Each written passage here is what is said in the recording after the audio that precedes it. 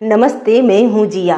सिर कटी हुई बुद्ध की मूर्ति भारत में बौद्ध धर्म के दमन का रूप है। यह रूप तब एकदम नया रूप ले लेता है जब तंगलान का लड़का, जिसका नाम महान बौद्ध सम्राट अशोक के नाम पर अशोकन रखा गया है, अशोकन मूर्ति का सिर फिर से उसमें जोड़ देता है। यह काम न केवल बौद्ध धर्म की उनके जन्मभूमि में पुनर्प्रवर्तन की संभावना का प्रतीक है, बल्कि वह उस दार्शनिक परंपरा के पुनरुत्थान का भी प्रतीक है जिसने एक समय भारत की जाति व्यवस्था के आधार को चुनौती दी थी। तंगलान फिल्म को आप भारतीय इतिहास में सबसे बड़ी दलितों पर बनी फिल्म कहेंगे तो कोई अतिशयोक्ति नहीं होगी। ये दलितों पर हुए अत्याचार के इतिहास को उजागर करती है। बुद्ध के बारे में विस्तार से बताती ये फिल्म ने समाज में हंगामा मचा दिया है। कैसे ब्राह्मणवादी लोग बुद्ध की मूर्तियों और उनकी शिक्षाओं को मिटा देना चाहते हैं। अम्बेडकरवादी लोग ब्राह्मणों से बुद्ध की मूर्ति और शिक्षा को बचाने के लिए भिड़ जाते हैं।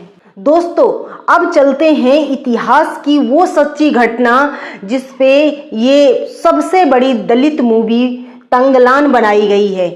ये उस दौर की कहानी है जहां पर राजा चोल और टीपू सुल्तान जैसे बादशाह कोलार गोल्ड फील्ड से सोना निकालने की कोशिश कर चुके थे और अब इस इलाके पर अंग्रेजों की गिद्ध की निगाहें थीं। कहानी का बेस केजीएफ यानी कोलार गोल्ड फील्ड है, जो 18वीं सदी की एक ऐतिहासिक घटना है जिसमें दलितों पर खूब अत्याचार किए गए। कर्नाटक के उत्तरी अरकाट के बेपुर गांव में तंगलान अपनी पत्नी गंगम्मा और अपने बच्चों के साथ रहता है। इस भयावह जगह से सोना निकालने के लिए ब्रिटिश अफसर क्लेमेंट तंगलान को चुनता है। कर्नाटक के अरकाट इलाके में बसने वाला तंगलान उस दबे कुचले और शोषित समुदाय से आता है जिनकी जमीन जमींदारों ने हड़प ली है और उनके परिवारों को बंधुआ मजदूर बनने पर विवश कर दिया है।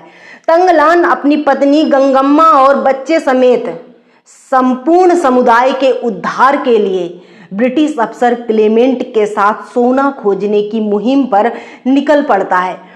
वह अपने समुदाय के लोगों को समझाने का प्रयास करता है कि सोने के लिए खुदाई करके उन्हें जो सोना मिलेगा उससे वे जमींदारों के पास गिरवी रखी जमीन को छुड़ाकर खुशहाली का जीवन व्यतीत कर सकते हैं। मगर सोना खोजने की ये राह इतनी आसान भी नहीं है दोस्तों। केजीएफ के क्षेत्र में मायावी शक्तियों का बोलबाला है। उन शक्तियों की साम्राज्ञी है आरती, जो अपने इलाके पर बुरी नजर डालने वालों का विनाश कर देती है। यहाँ आने पर तंगलान को अंदाजा हो जाता है कि उसके सपनों में आने वाली आरती का उनके पूर्वजों से गहरा नाता है। तंगलान अक्सर अपने बच्चों को सोते समय कहानियां सुनाता है और एक रात वह अपने बच्चों को अपने परदादा की कहानी सुनाता है। वह बताता है कि तंगलान के परदादा कादयान पोन्नार नदी की रेत से सोना निकालने में माहिर थे। जब एक बार वो अपने साथियों के साथ नदी से सोना निकाल रहे थे तो उसी वक्त वहां के राजा की नज़र उस पर पड़ी और उन्होंने अपने सैनिकों को उन्हें गिरफ्तार करने को कहा, लेकिन ऐसा हो नहीं पाया क्योंकि कादयान काफी शक्तिशाली व्यक्ति था। उसने सारे सैनिकों को मार गिराया। इसी बीच एक की नज़र सोने की चट्टानों पर पड़ी और उसने राजा को बताया।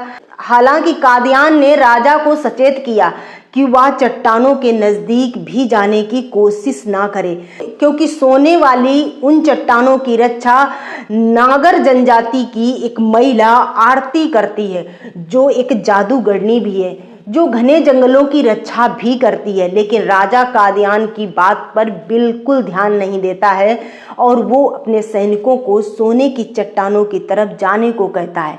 जैसे ही सैनिक चट्टान की ओर बढ़ते हैं, सांपों का एक झुंड उन पर टूट पड़ता है, यानी कि हमला कर देता है। यहाँ राजा को कादयान सांपों से बचाता है और आरती से अकेले भिड़ जाता है और उसे बंधक बना देता है। राजा कादयान से काफी प्रभावित होता है, लेकिन जैसे ही राजा सोने की चट्टान से कुछ पत्थर उठाता है तो वह मिट्टी बन जाता है। सोने के खादानों की रक्षा करता काला तेंदुआ एक अन्य प्रभावी प्रतीक दिखाया गया है फिल्म में। ये महाराष्ट्र और तमिलनाडु में दलित पैंथर से भी जोड़ता है, जिसे तमिलनाडु में अब विदुथलाई चिरुथिगल कांची BCK कहा जाता है, जिन्होंने तेंदुआ को अपने प्रतिरोध के रूप में चुना।